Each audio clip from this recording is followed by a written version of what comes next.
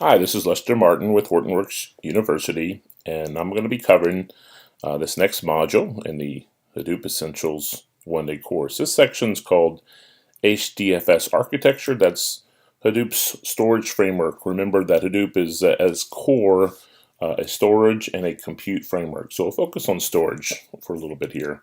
We'll definitely kind of give you an overview and the architectural elements that make up the Hadoop distributed file system, run through those different elements, how they interoperate with each other, and then present some additional features. So imagine if you had a problem where you have notions of large files that you need to store somewhere in some system, and they're not just small. They're not just big, but they need to be accounted for in a different way. So HDFS inherently is a kind of a logical or distributed file system on top of a lot of physical components.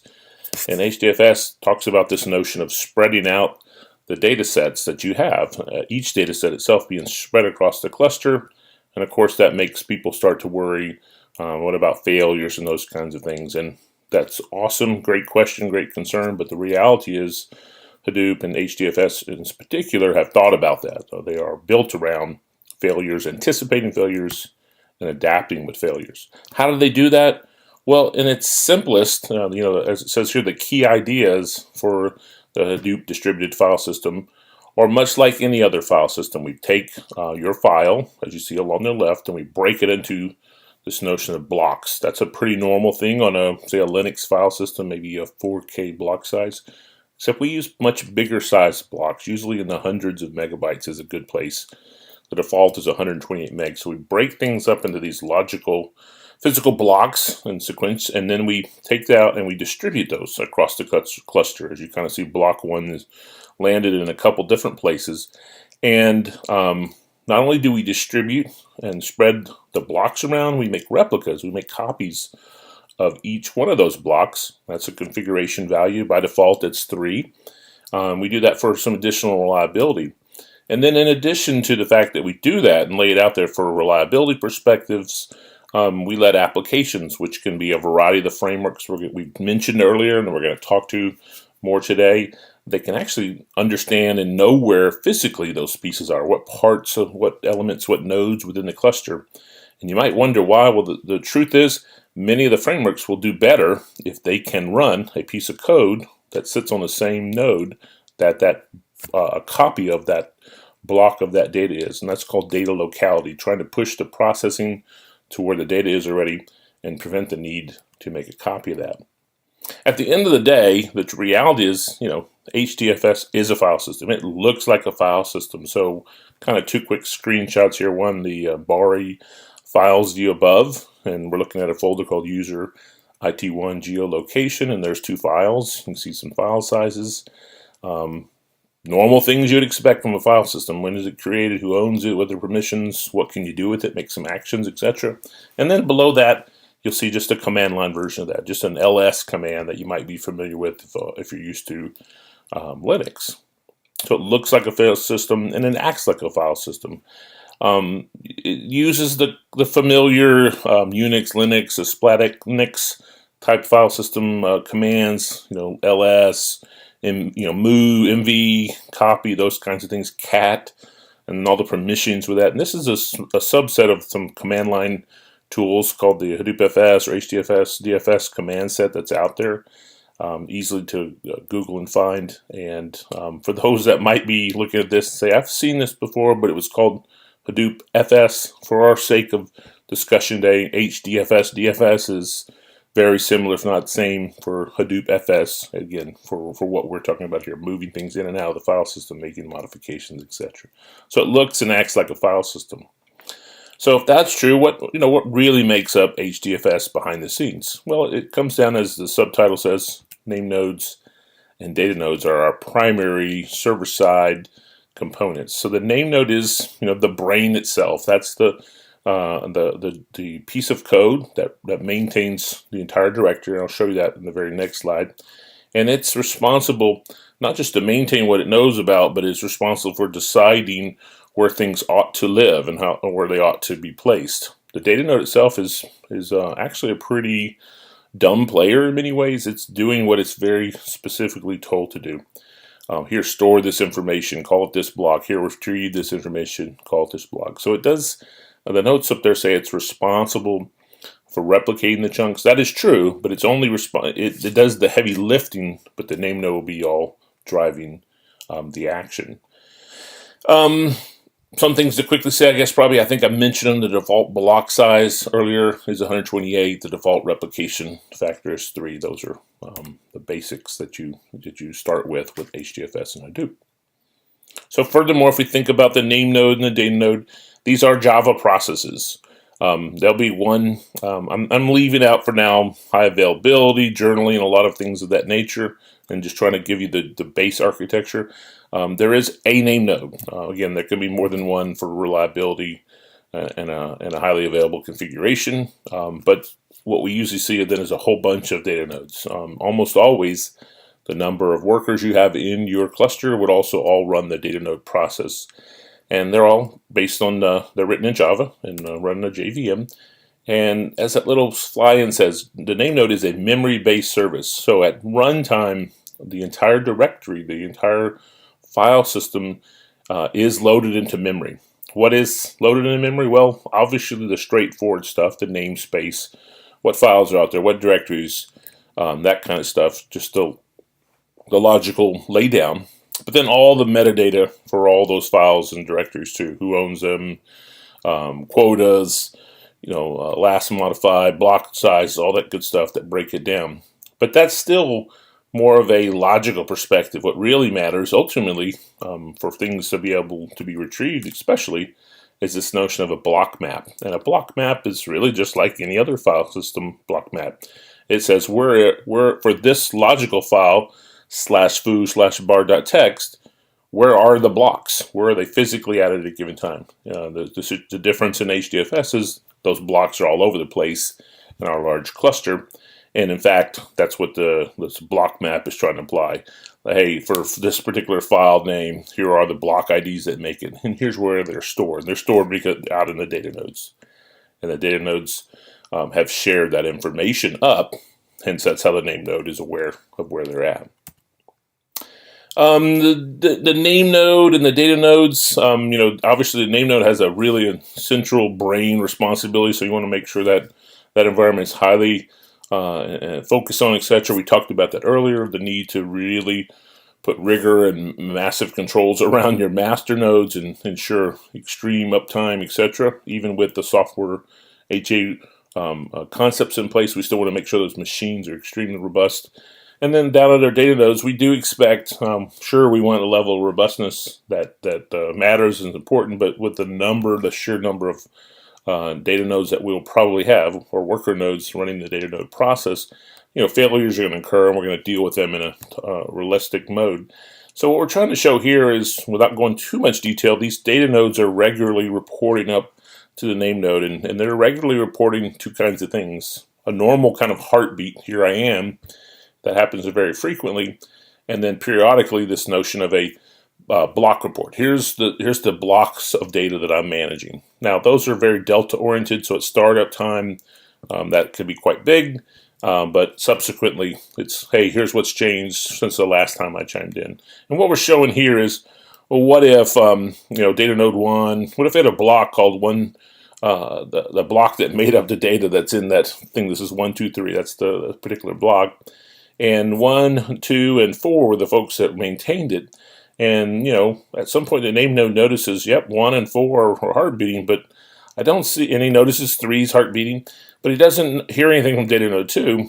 So at this point, the name node is going to account for this and try to take care of ensuring we're bringing up to full strength, the full replica count. So he's going to signal down to one of the other data nodes. In this case, he's asking data node 1 to replicate 1, 2, 3, that block over to, and he picks another data node. Hey, let's push it over to data node number 3. And this is what I was referring to when we talked about the responsibilities. Data nodes are responsible for replicating, but they only do what they're told to do, and they're usually told what to do by the name node itself.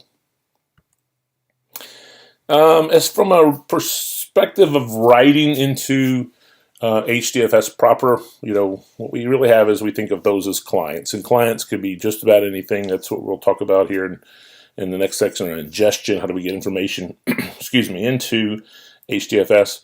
And basically, at the end of the day, really what's happening is a client is going to reach out to the name node and let the name node know, hey, I'd like to create a file. So I want to call a file called bar.txt into foo, and all the checks and balances of does permission, does parent folder exist, do you have permissions, all those things have to matter, or quotas met, not met, etc.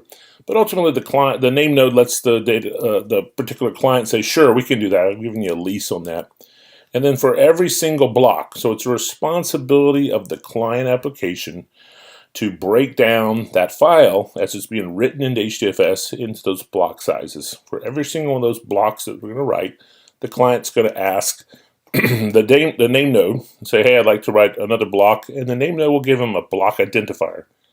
And the name node will give the client a particular list of data nodes that the name node would like that block to be persisted to. At that point, the client will make a connection with the first one of those data nodes in that list that we're given and write that information. Now at this point, what's really going to happen is the client is not going to write to all those data nodes directly.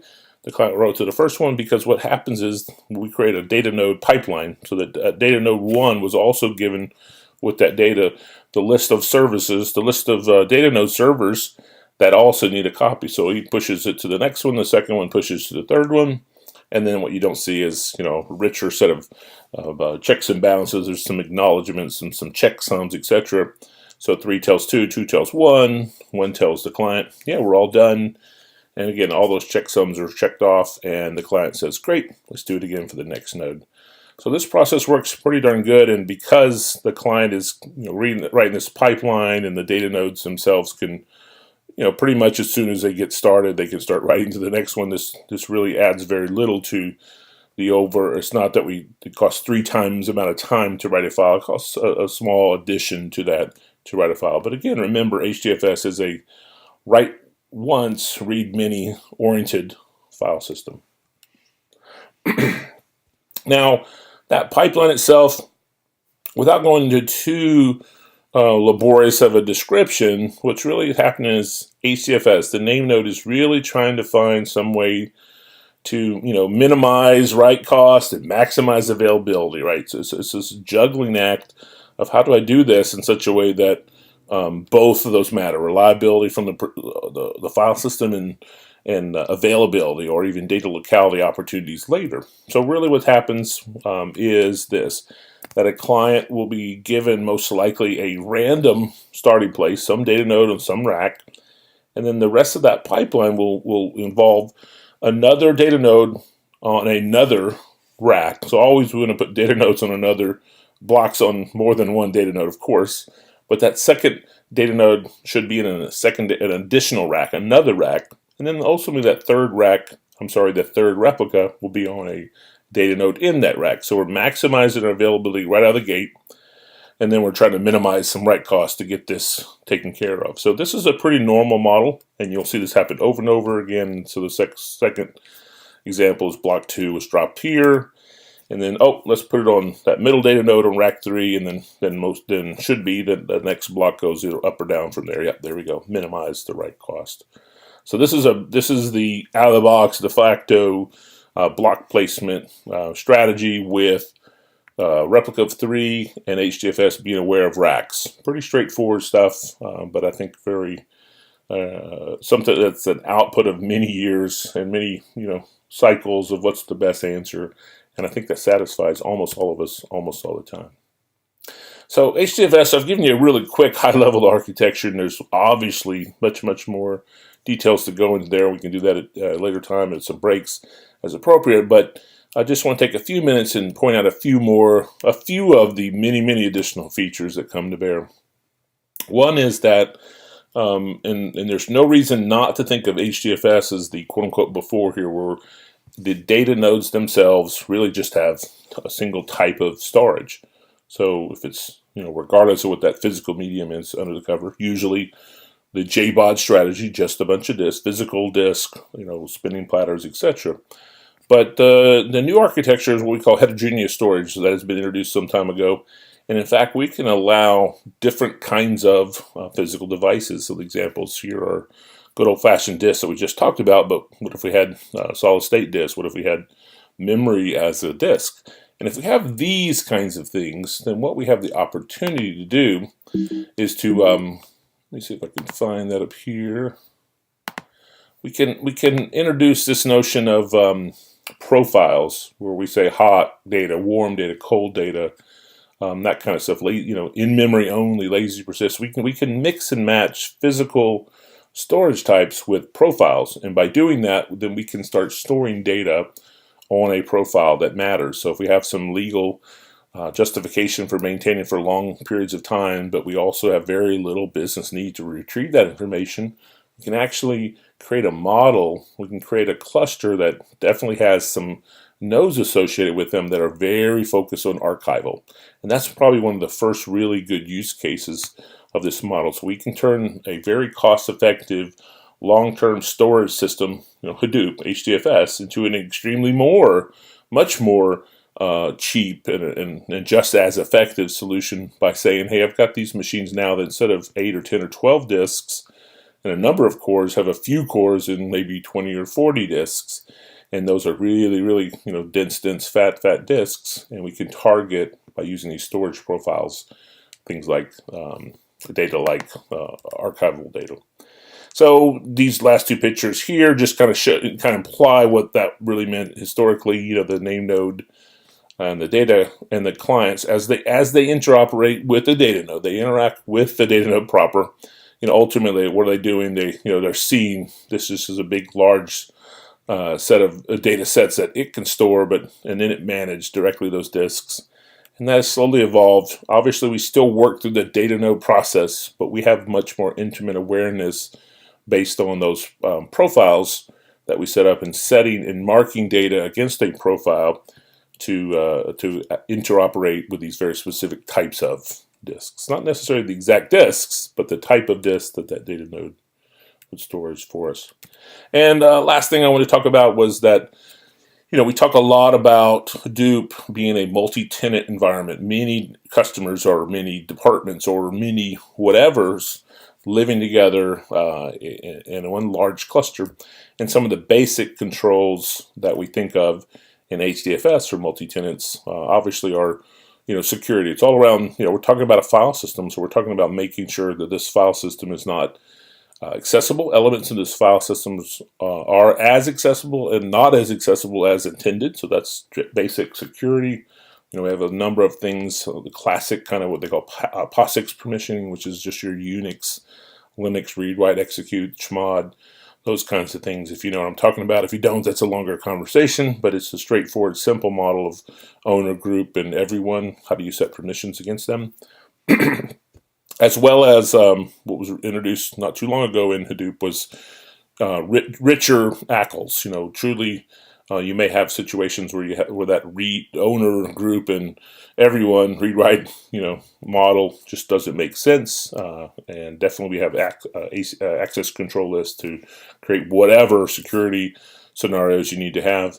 And then we can definitely leverage a tool called Ranger, an open source framework called Ranger. We'll talk about in our security section, but that will let us put a centralized place for all these policies, and definitely a centralized audit against those. And then the other, the sister of this multi-tenancy control is, how do we not make sure someone doesn't overrun the entire directory? Well, we use quotas, and quotas can be a mixture of size or quantity. So how Lester's home directory can only be 20 terabytes, or Lester home directory can only have 150 files. So different opportunities to slice and dice that there. So why don't we do a quick knowledge check over the information we covered, and what would be the answer to this one? I'll let you take a look at it. So what I'm looking for here is that HDFS itself breaks files into blocks, and they persist multiple replicas or copies of those blocks across the cluster. Why? To aid in availability, robustness. That's what we're really focused on there. And then we're going to help programming frameworks by having data spread all over the place, give them the opportunity to have a data local behavior. And what's the primary master node service? Well, we had that's the name node, the in-memory copy of the entire file system. What's the worker node service? Well, many workers in our cluster, they're going to run a process called the data node. True-false question. How about this? Clients avoid writing data through the name node. So this is as they push data into HDFS. How do they do that? That's actually true. We do not want the clients to write the actual data through the name node. They want to interact with the name node about where they should be writing the data, what data nodes in particular. So that's definitely a true statement. And then another true-false: do clients write replica copies directly to each data node? Well, I just kind of think I explained that. So they, well, I guess I didn't. Sorry, this is a little bit more of a twist. So they do write directly to the data node, but they don't write directly to each data node. They write to the first data node for each block copy, and then those data nodes then create a pipeline across the rest of them that ultimately acknowledge back to the customer, to the client. So again, that's the summary. Break into blocks or replicate them for those particular reasons we mentioned there. Name node, data node are our primary components. Name node is a memory-based service, so it can be blazingly fast, but we have to build some structures around that to guarantee some strong high availability. And I talked about this one in the one about the heartbeats, the fact that it's the name node's responsibility to be looking for problems that may encounter. So problems could be over or under replicated or even corrupt blocks, and be responsible for making sure that gets shored up by delegating work down to the data nodes. And as I just mentioned, clients, when they do their writing, they interact with the name node to find out that list of data nodes that they should copy block to block against, and again, create a pipeline into the data nodes themselves.